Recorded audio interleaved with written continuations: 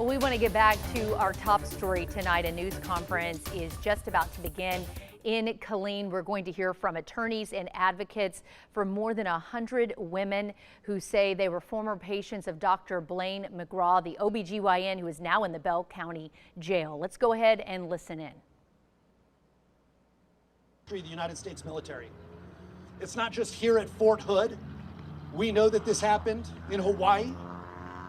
Maybe it happened at Fort Campbell, Kentucky. Right now, the Army is investigating and discovering the breadth of how widespread this sexual assault case actually is. We know that it affected all 4 branches of the United States military. We know that it affected soldiers who were stationed here and stationed overseas. We know that soldiers are called back from deployments to be able to address the mental health of the women in their lives, wives and daughters. We know that this affected and involved multiple chains of command, multiple leaders at every level, and it, most importantly, affected thousands and thousands of women, many who stand here united with us today. And sadly, these numbers will grow. How do we know that these numbers will grow? We're getting calls every single day from witnesses, calls from women who have been impacted.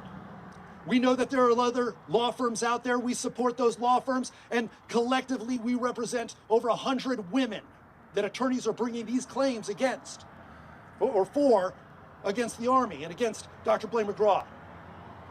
We know those numbers will grow. Dr. McGraw now sits in prison. He's in pre-trial confinement. That's right.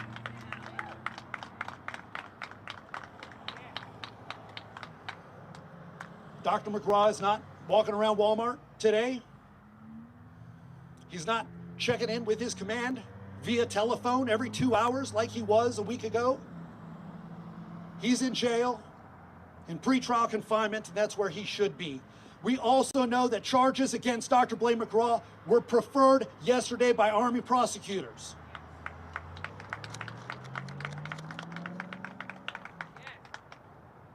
For that, we say thank you to the Army for taking the proactive measures in prosecuting a perpetrator of thousands potential women and victims in this case.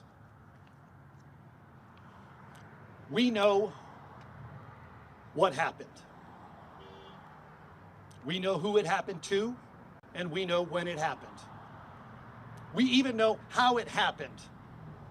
But the question that we're here to address today is, why did this happen? And that is a question that every leader in the United States military should be asking themselves right now. Why did this happen? Let me tell you my thoughts, my opinions about why and how this happened. This happened because when women walk into an OBGYN examination room, they are at a disadvantage.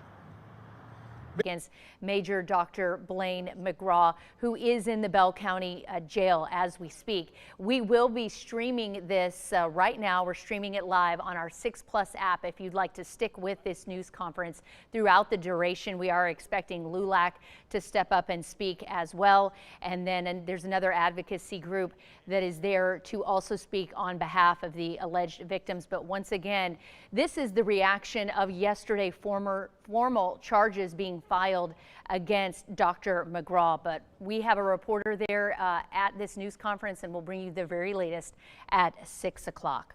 For now, we're going to move on to more news this afternoon.